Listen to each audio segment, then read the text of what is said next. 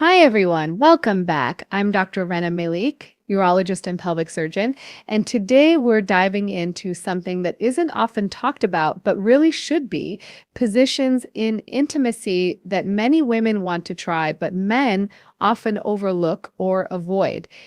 Now, before we get started, this video is not about shaming anyone. It's about opening up honest conversations, encouraging curiosity, and most importantly, enhancing connection and mutual pleasure. As always, communication and consent are key. Let's get into it. When we talk about sexual wellness, one of the most overlooked but vital aspects is variety, and more importantly, why certain positions matter more to women than we might assume. In clinical practice and research, we see a recurring theme. Many women desire sexual experiences that foster not only physical stimulation, but also emotional connection. And often the positions that support these goals are either avoided or never even considered by their partners.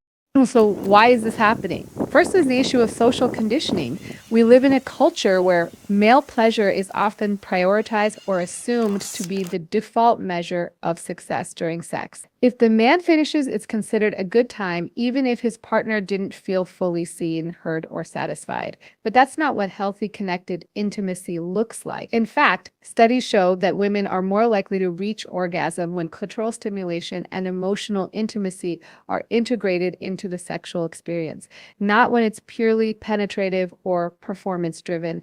Let's break this down with a real-world example. One position women often ask for is the face-to-face straddle, sometimes called cowgirl or woman on top. From a functional perspective, this position allows a woman to control depth, rhythm, and angle, which can directly stimulate the clitoris and G-spot, depending on her anatomy.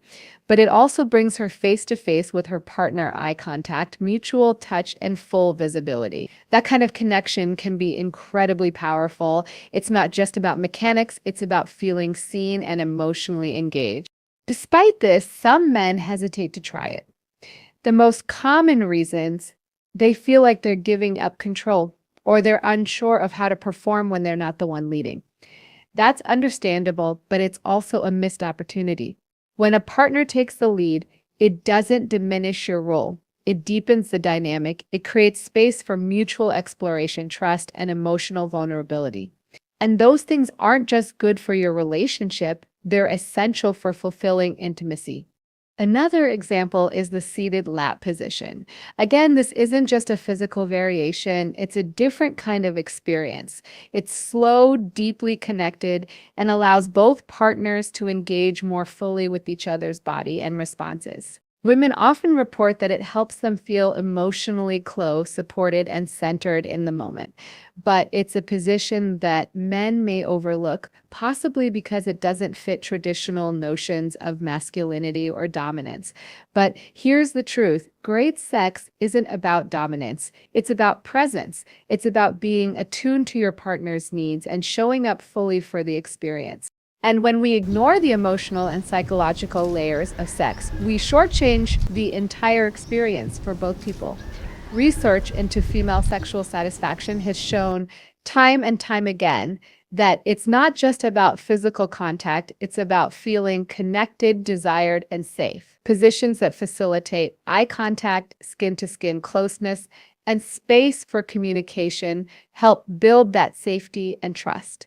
And once that's in place, everything else becomes easier. Arousal increases, pleasure becomes more accessible, and orgasms are more likely. It's also worth pointing out that not every woman wants the same thing, and that's okay. Some women may not like being on top, or they might find emotional intimacy more intimidating than physical closeness. That's where open communication becomes so important. The key is to ask, to listen, and to stay curious. What makes her feel good? What makes her feel comfortable? When we create that dialogue, we build a relationship where both partners feel empowered to express their needs.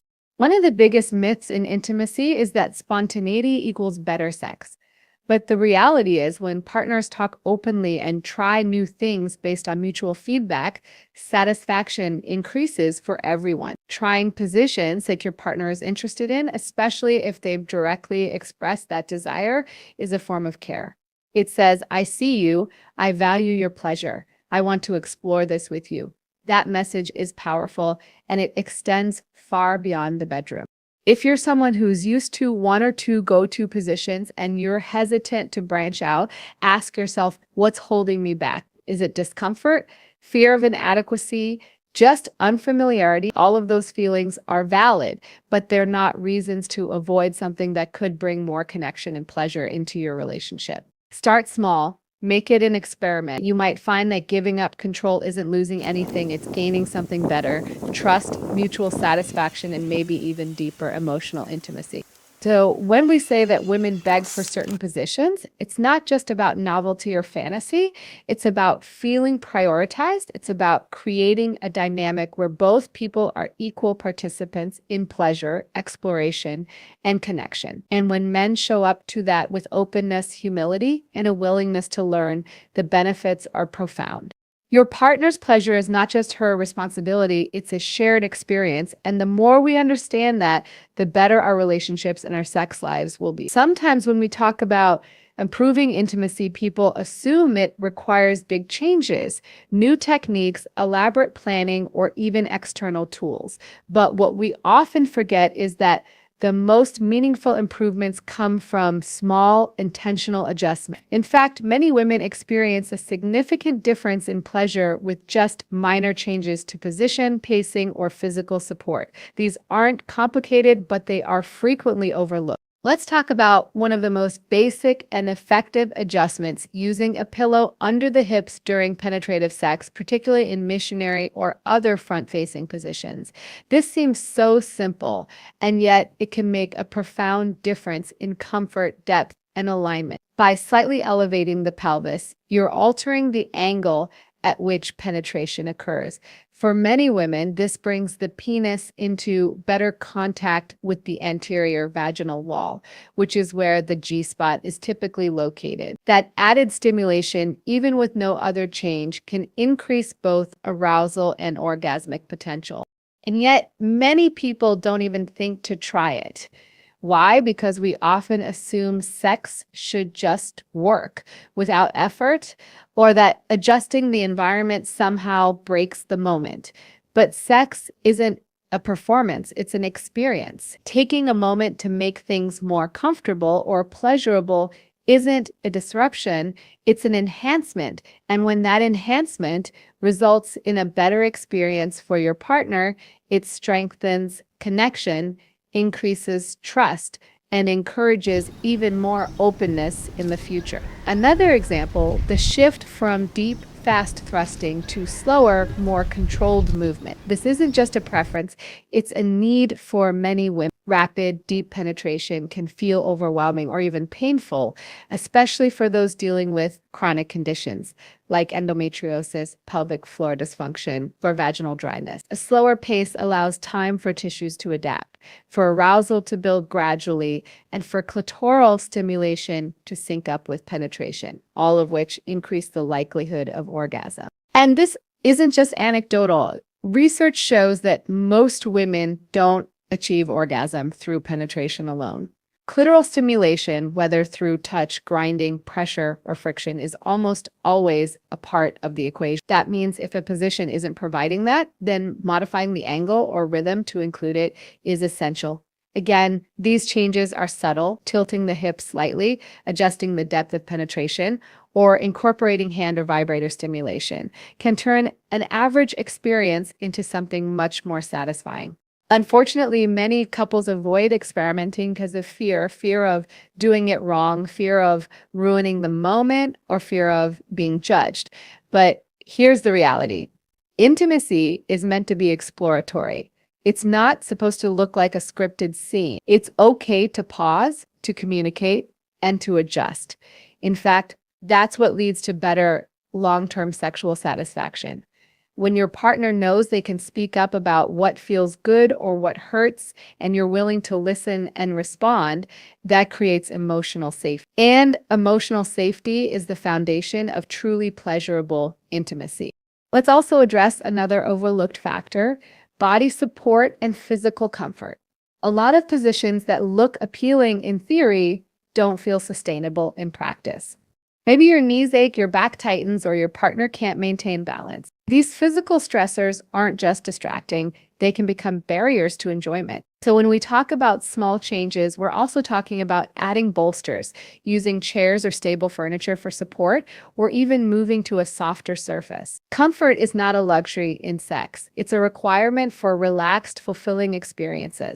For example, in doggy style or rear entry positions, placing a pillow under the chest or hands under the hips can reduce strain on the lower back and allow the receiving partner to feel more supported and in control. It also helps maintain a consistent angle, which can minimize discomfort and make movements more predictable. These changes don't make the experience less exciting. They make it more sustainable and responsive to each person's needs. The same goes for transitions. Let's say you're in a position that isn't quite working. It's totally fine to adjust midway. In fact, transitions can become part of the intimacy. They can be slow, intentional, and guided by mutual responsiveness. One of the best things a partner can do in these moments is ask, "How does this feel?" or "Want to try a different angle?" These simple questions, said gently and without pressure, create space for real feedback. And when people feel heard, they relax more and pleasure increases naturally. We also need to challenge the assumption that men have to know everything or that asking for guidance is a sign of weakness. That mindset holds everyone back. The reality is no one knows your partner's body better than they do. So asking what feels good or what could feel better isn't a failure, it's maturity, it's care. And that willingness to adjust to make small, thoughtful changes is what transforms good sex into great intimacy. So when we talk about enhancing pleasure through minor adjustments, we're talking about being present, being curious, and being open.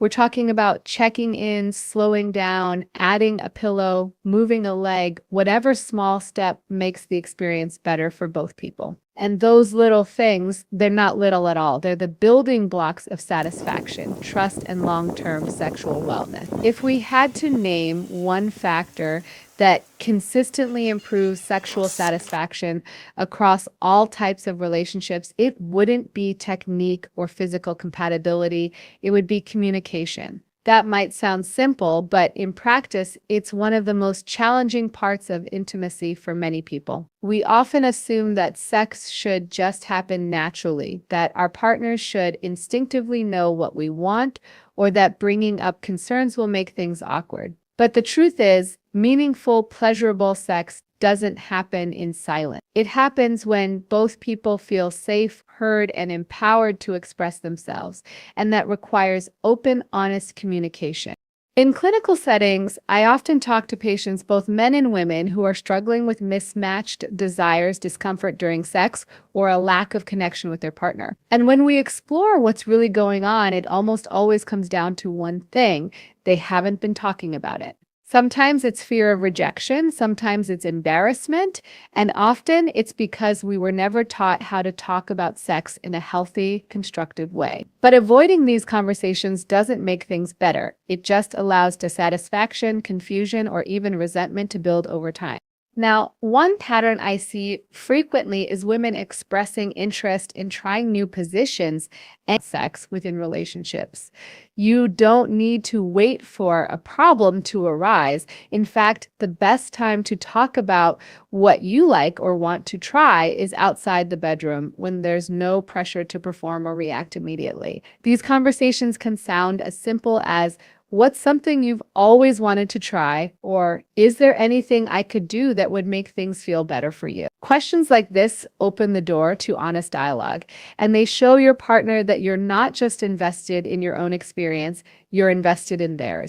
It's also important to recognize that not every suggestion will feel comfortable right away, and that's okay. Communication isn't about demanding, it's about collaborating. If your partner brings up a new position or a desire they have, it doesn't mean you're not satisfying them. It means they trust you enough to share something vulnerable. Receiving that with curiosity and openness rather than defensiveness builds trust.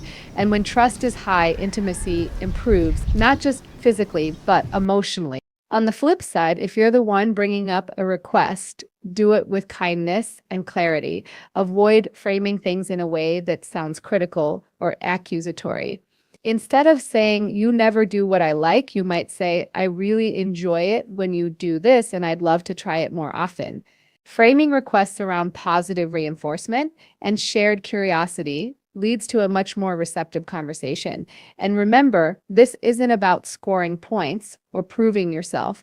It's about building a stronger, more connected sexual relationship.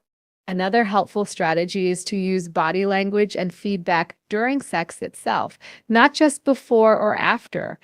Moans, breath changes, and movement are all ways we naturally communicate what feels good. But direct feedback saying right there or slower, or can we try it this way, can make a huge difference. The key is saying these things with care and without judgment. Make it an ongoing conversation, not a correction. I also want to emphasize that emotional availability during sex is just as important as physical technique. When someone feels that their partner is present, listening, and responsive, it creates a space where they can fully relax and explore their own pleasure. That's where mutual satisfaction comes from, not just from what you're doing, but how safe your partner feels while doing it. This is especially relevant for people with sexual pain, trauma histories, or anxiety around intimacy. When communication is strong, partners can navigate those complexities together rather than seeing them as obstacles. If something hurts, saying, let's pause, or can we change position, shouldn't be met with frustration. It should be met with compassion. That moment of listening may not seem like much, but it can be the difference between your partner retreating from intimacy or feeling seen, respected, and eager to keep exploring. And finally, I want to say this clearly. Good communication is not a one-time thing. It's ongoing. Your needs, your partner's body, your preferences, they change over time. What worked 2 years ago might feel different today. That's normal. Staying connected, checking in, and continuing to grow together is what makes a sexual relationship sustainable and fulfilling in the long term. So whether you're just starting a new relationship or you've been with your partner for decades, ask yourself, are we talking enough? Are we creating space for each other's needs? Are we staying curious? Because when communication is present, everything else, pleasure, trust, excitement, has room to grow.